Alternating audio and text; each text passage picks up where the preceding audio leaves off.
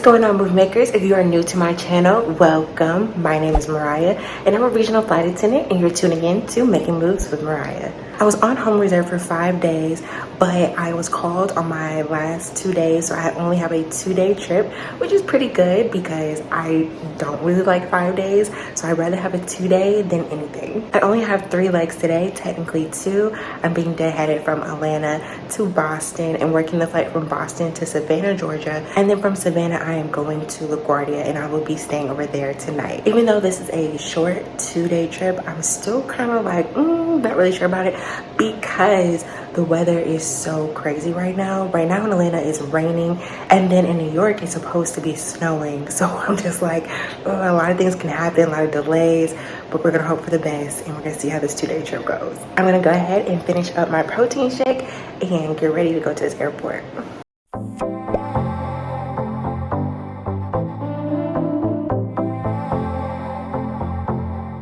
Hey moon makers, I have made it to the airport. Security hasn't opened up quite yet, so I got a couple minutes until they open up. Y'all, it is absolutely freezing. Like, oh my gosh, Atlanta, it's raining so hard. It's like freezing rain, and I can only imagine what New York is gonna be about tonight. So I'll keep you guys updated, but y'all, it's really, really cold.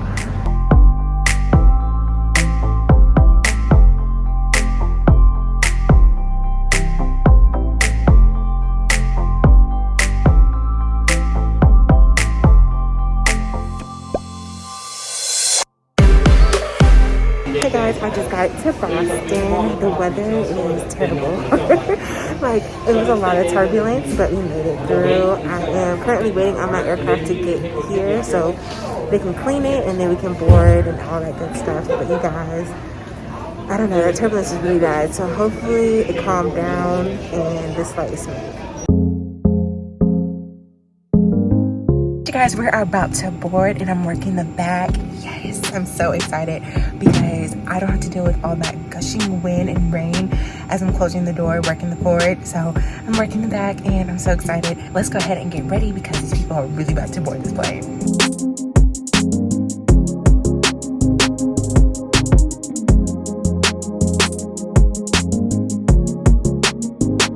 What's going on, move makers? I have made it to Savannah, Georgia. Everything's been really cool. I've been chilling, listening to some podcasts. Like, it's been really smooth. All my other passengers coming from Boston were just so nice. I had this really amazing family. It was just really, really cool. I got more to tell you, but I gotta tell you this right now. So I'm making sure that I have everything for my main cabin. Make sure I have my snacks and drinks together so I'm not rushing and everything like that. And the gate agent comes to me and says that there's a passenger who feels very nervous, very nauseous. So do I mind giving her ginger ale? And I was like, oh no, absolutely not. Like, here's a ginger ale. You know, I hope she feels better.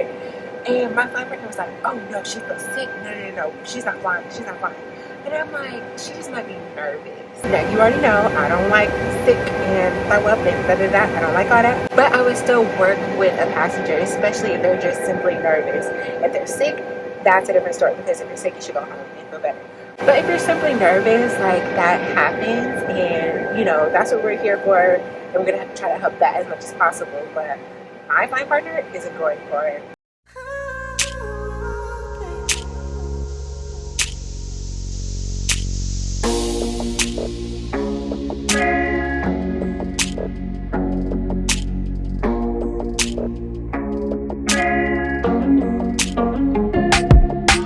Good morning, move makers. Today is day 2 of my 2-day trip, so you already know what that means. That's go home day. But before we get into all that, I got to tell you what happened yesterday because this has never happened to me before. So let's start all the way in the beginning with our very first flight going from Boston to Savannah, Georgia. So everything was good. All the passengers were nice. I had no issues with that. But I did notice when we were about to land, I felt like we were coming in kind of hot. I was just like, whoa, like, we need to slow down. Like, it's a little too fast back here. And I forgot to mention that my first officer was actually in training to be a captain. So it was like, technically we had 2 captains, but since he was in training, he was the one that was basically flying. And as we were approaching Savannah, like, the plane was just wobbling. I felt like he was kind of fighting the wind instead of like just riding the wind down. So I was just like, ooh, this is gonna be rough. rough. And baby, that landing was rough. But luckily everybody was just kind of like, oh, okay, like we're here, woohoo. So it wasn't a big deal, but I definitely noticed it because usually like when you're about to touch the ground, it's almost like the pilots like let go of the gas and like kind of just ride that last bit of wind down. You know what I'm saying? And I just felt like he was punching the gas and we were just like it was just crazy. But he's learning and he's gonna eventually be a captain. I think it was maybe like just some nerves or something like that, but I was just like, what is going on? Please don't do that. Then as I was talking to y'all earlier about that passenger who said that she felt kind of sick and nauseous and I didn't know if she was gonna board or not, y'all, my flying partner jumped up out of her seat and she was just like, oh no, she's not flying, she doesn't feel good, no, she's not flying. And I was just like, well, it might just be nerves, you know what I'm saying? There's so many nervous flyers and I understand why, but it's just like, that's probably the reason. And she's like, no, I'm going up there to the gate agent talking to him, da. So I'm like, what? So then she comes back down and she tells me like, oh, the passenger had like a kidney surgery, had something with her kidneys, something's wrong with her kidneys. And I was just like, oh, like, is she okay? Like, is she even able to fly? Like, I'm confused.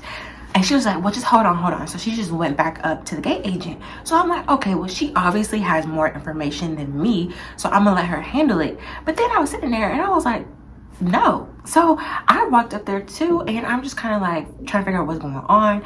And the lady was saying like, you know, she is able to fly, she just hasn't been feeling that well, but like she'll be okay. And I felt so bad because she was like an older lady and she's like, yeah, I just want to go home. And trust me, I know that feeling when I want to go home. So I was just like, you know, worst case scenario, like if she gets sick on the plane, that's why we have sick bags and that's why we have ginger ale, so we'll be okay. But it was just so weird because it was just like my flying partner was kind of like adamant about it, and it was just crazy because I saw my captain, like my actual captain, and he was kind of like, he did one of these, like these little and I was like, oh. Because overall my captain was just like, look, if she's telling you she's able to fly, like, let's take her, like, you know what I'm saying? It's not a big deal. So of course we let her board the plane and everything, and she did amazing. Like, she didn't get sick at all, and I definitely made sure I checked up on her, gave her ginger ale, water, whatever she needed. Like, I was like, just let me know. But also with just being a flight attendant, when I notice that our aircraft is not full with a lot of people and I can kind of rearrange people so that they can be more comfortable, I will do that because people want to feel comfortable and our planes are so small already. So like, if I can just make your day and let you have a row by yourself or have a window seat or something like that, then I have no problem doing that. So just to be kind, I told my flying partner like, hey, I have a lot of people in the back, they'll be kind of squished up, like we have some open seats in the middle of the aircraft, so I'm just gonna go ahead and just move them up there. And she was like, I don't know about that, and I'm like, it's fine, you know what I'm saying? So as passengers are boarding, I definitely see like really tall people trying to like come and sit in the back, and I was like, oh no, like if you want some more leg room, like let's move you up. And you know, just making sure everybody was comfortable, people were sitting with their loved ones, and it was fine. And my flying partner was coming up like, hey, like everything okay? Why is everybody moving? And I'm like, I've already told you why I was doing this. And I was like, it's fine. But I did notice that she was kind of irritated because the captain had said that we need to move 3 people from the back to first class.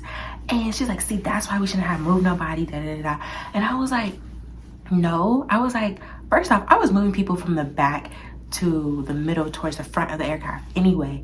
He's saying because of the luggage and the fuel, we had a lot of extra fuel, that we needed even more people from the back to move forward. But the thing really was, since she was working the forward, she didn't want any extra people in first class because she had a really light load in first class, and I'm pretty sure she just didn't want to serve extra people. But I'm like, girl, like, don't do that. So I was trying to help her move the passengers from the back to first class, and she was just kind of like, no, I got it. So I was like, okay, I'll let you do your thing then. So she grabbed the passengers. There was a younger girl and it was like 2 like middle-aged folks, and so they come up, and as you know, on our aircrafts, first class is, you have one aisle by itself and then you have 2 seats together. So it's 3 seats in a row, but one aisle by itself and then 2 seats. So the young girl sits in the very first seat, by herself, and then the other young lady was sitting right behind her, and then now we need to seat the guy, but there were no empty rows. So my flying partner was like, oh, like you can sit by this lady or this gentleman, however you want to do it. And it was this lady who is sitting in the second row by herself. So she was sitting in those two seats together, and that window seat was open. And she was like, well, if I knew you were moving people around, then I would have wanted that aisle seat by myself. I don't want to be basically sitting by anybody. You should have asked me first. And I was just like, oh my gosh, like, okay. And my flight partner was apologizing to her, like, ma'am, I'm sorry, like, we're just trying to do something that the captain had told us to do, and you know, essentially we didn't think it would be a big deal and somebody was sitting beside her. And she was like, well, you can ask somebody now to switch with me. And I'm like, girl, we're not about to ask somebody who we already had to move from the back to see if we can switch with you. Like, we're not gonna do that. So what ended up happening was the guy sat beside this other guy, and that was that. And I felt really bad for that guy, because I'm just like, you know, he's just trying to sit down just like you, and you're making it like this huge issue, and he's not trying to do that either. But anyway, you guys, I'm trying to hurry up and finish this story. It's so much that happened, and my van leaves in like 15 minutes, but I think I can do it. So last thing that happened with day one, you guys, we are literally approaching LaGuardia, and I'm looking outside and I'm like, oh my gosh, it looked like a blanket was covering the aircraft. Like, you could not see anything out the windows because there was like some snow and stuff like that was happening. It just looked really bad. But I was like, oh, no worries, like, we're gonna be good, we're about to land. And again, this turbulence was serious, so we're wobbling, trying to level out and get to the ground. And I'm noticing that it's really hard to see, but you know, I'm not no pilot, I'm just the flight attendant in the back. So I see the wings of the aircraft literally were like this, and then we go right back up. I said, are you serious? And right there, I knew we missed our approach, which means that when you're trying to land, you're about to land, you're landing, and then of course you missed it. So you have to go back up and then circle back and try again. And the captain makes an announcement over the PA, and he just informs everybody what's going on. He was just saying that the visibility was not it, so they're gonna try it again. No problem. So I'm seated in my jump seat. I'm like, okay, round two, let's get it. And this little baby comes running down the aisle, and he's like, I have to tinkle. And I was like, oh my gosh. So I called the captain. I said, hey, give us a few minutes. There's a little boy, he can't hold it. Like, he gonna have to use the bathroom. So he uses the bathroom, comes back out, cool. So I get back in my jump seat, and I'm like, okay, cool, we're about to land. And I see us coming down, we're coming down, and then we come back up. I'm like, what is going on? Now at this point, this isn't the first time, this is twice that we have missed our runway. So I'm just like, oh my gosh, are we gonna be able to land in LaGuardia? What is going on? So again, captain gets on the PA, hey guys, this is what's happening, visibility still isn't good, so we're just gonna circle a few times and hopefully the visibility gets better. And I'm like, I don't know about that. And then out of nowhere, people just popping up like popcorn, talking about they gotta use the bathroom. And which I understand, because now at this point, we're supposed to have already been off the aircraft, and we're going into like 30 minutes delayed. And so people are just trying to use the bathroom, so we're coordinating a system. Like, if you need to use the restroom, ring the flight attendant button, we'll notify the captain, all that good stuff. So people were using the restroom, and then the captain was like, hey, like, let us know when you're all clear so that we can go ahead and try this again. So we're like, okay, captain, we're good, let's go. And I'm like, all right, round three. And at this point, my stomach was like, Moriah, what is going on? Because it was just so much turbulence, we were wobbling and everything like that. It was just like, oof. And we're about to do this again. Now onto our third attempt. I can see we're landing, we're about to land, and it's just wobbly, like it's not right. And I was just telling myself, like, we can't land. And right when I was thinking that, we came right back up, and I was like, ooh, gosh. And people were just coming up to me like, what's going on? I don't know what's happening. And I was trying to explain to them exactly what's going on, but it was just like, wow, I can't believe we missed it 3 times. So finally we had to circle again and again.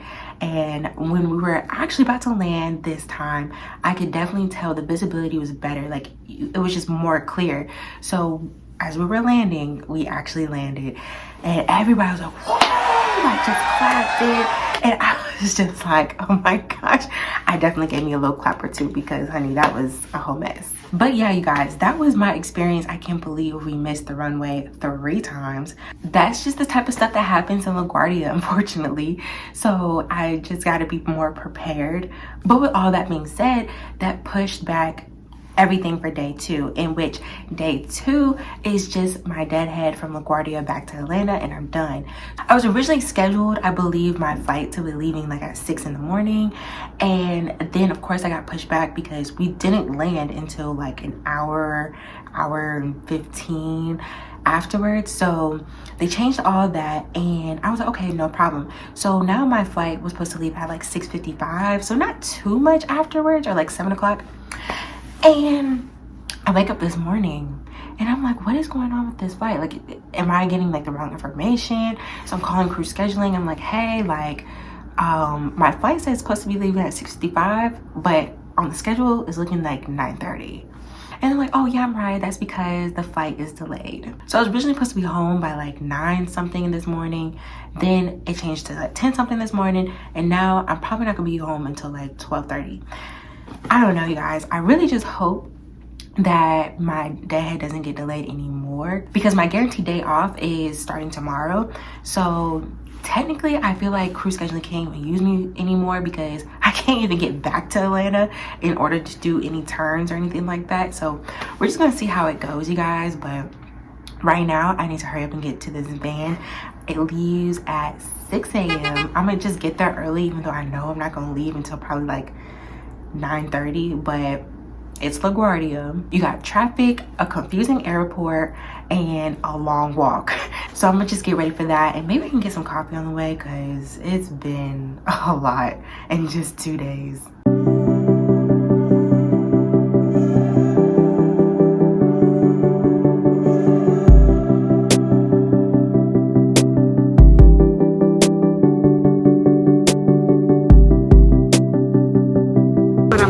As you can tell, I'm not back at home. Crew scheduling took me off my deadhead and made me do 2 legs. So right now I'm in Charlotte, North Carolina. We're about to get ready to board to go back to LaGuardia. I'm going to give you guys all the rundown once I make it back. I will see you once I get back to LaGuardia. Hey move makers, I'm just getting back from my deadhead. As you can tell, like, my eyes are so red. I'm so tired. I'm ready to really get in bed.